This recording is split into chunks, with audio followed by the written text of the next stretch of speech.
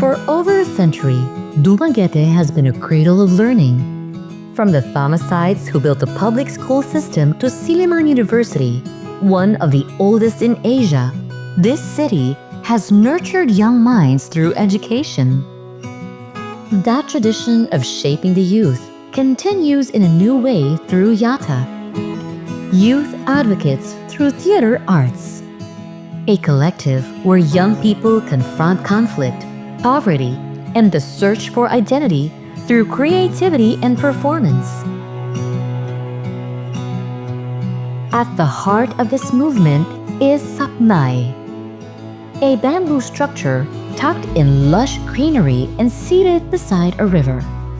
Blending seamlessly with the natural wonders that embrace it, Sapnay is more than just a static space.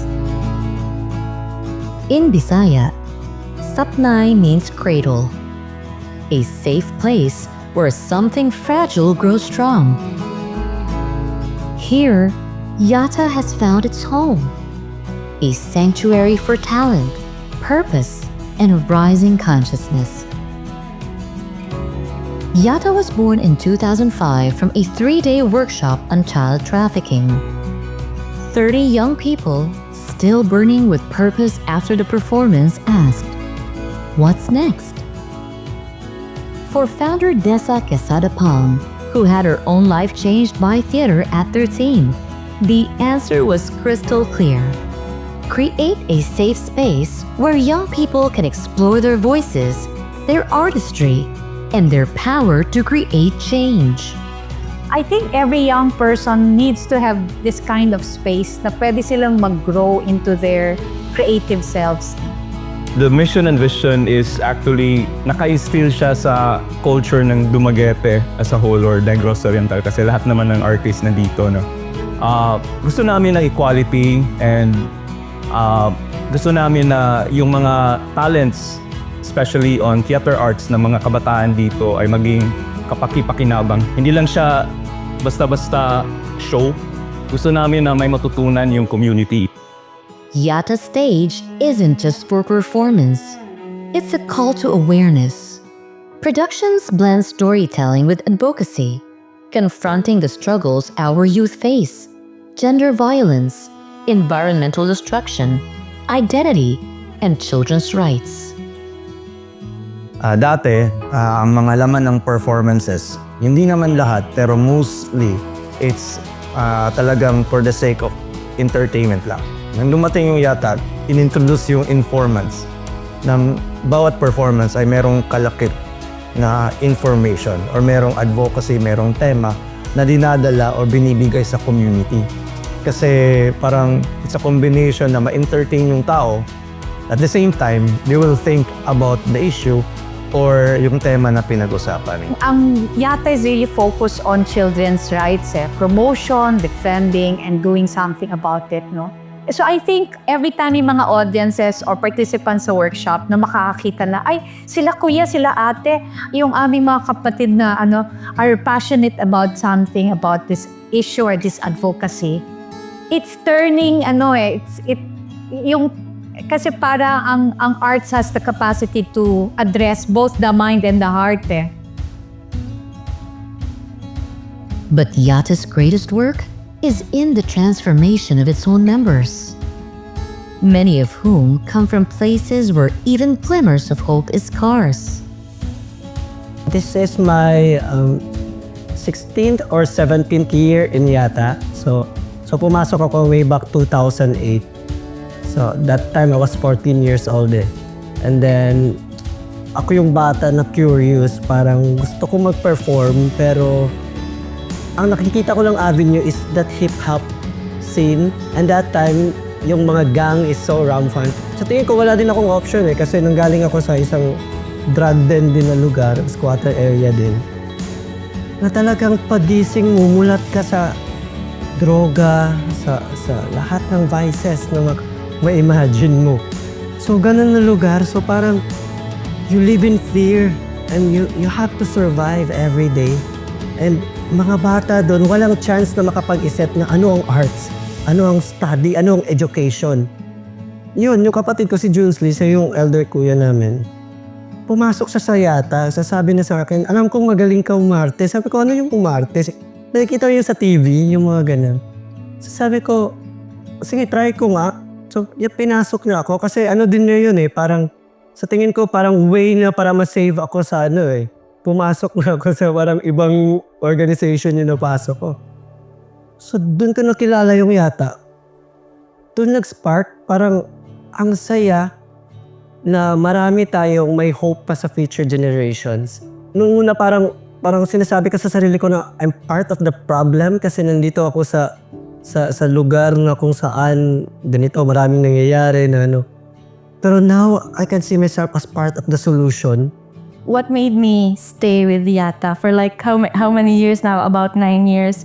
I think it's about what they instilled to me. They taught me how to like really stand with my principle, and also they taught me what YATTA really is. So hindi lang siya performance which kung ano yung na expect ko before.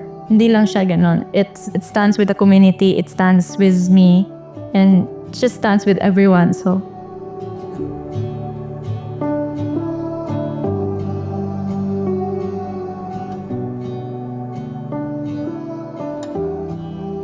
Sa YATTA, we don't just do acting. So we have like actor, we are actors, teachers, organizers, and researchers. before ka maging member, applicant ka muna. And sa pagiging applicant, you have requirements. So the requirements are, we have a Pag-asa program.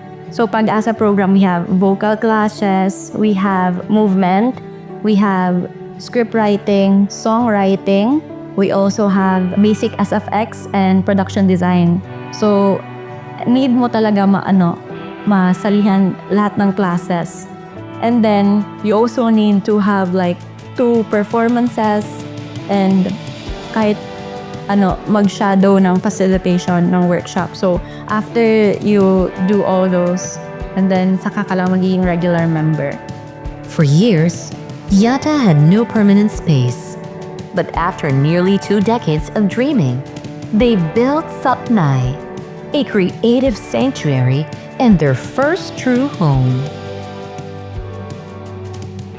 We've always dreamt of a home kasi squatting kami in so many like from our personal homes to the parks to nakiano kami sa isang NGO din, nakibahay muna.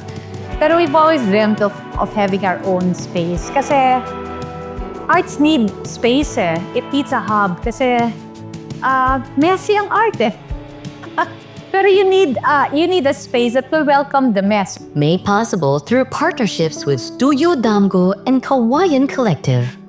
Sapnay is a testament to collaboration and resilience. Ang tawag namin YATTA Creative Sanctuary when we were starting it out.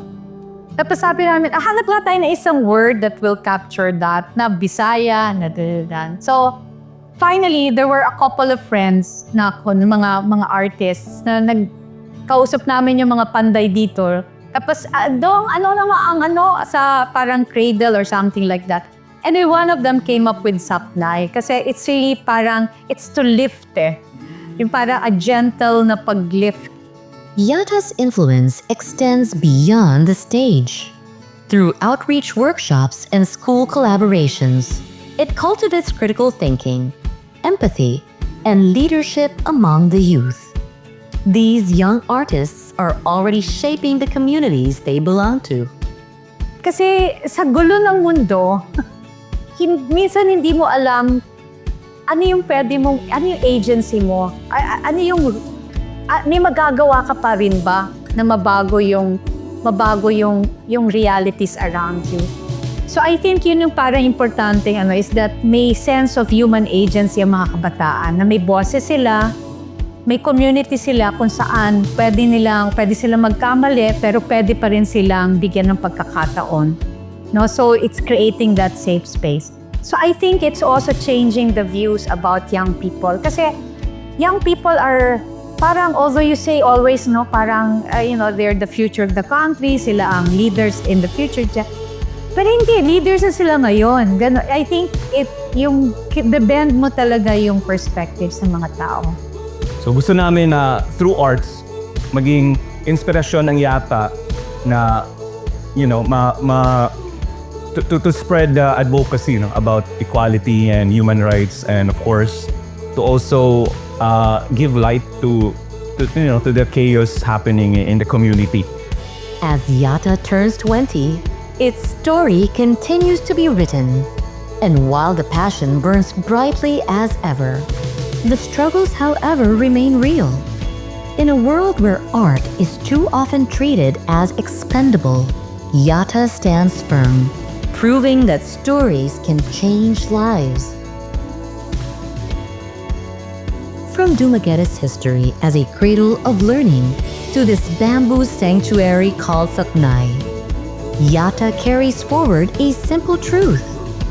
When young people are given space to dream, they create ripples of change. This is not just theater. This is hope, lifted gently by the power of art. For example, during the pandemic, ang lungkot na sometimes they see art as non-essential. And what I want to assert is that it is essential. Can you imagine a world, even in its toughest times, na walang kanta, na walang tula, na hindi tayo pwedeng magkwento, no? Paglaban natin. Paglaban natin.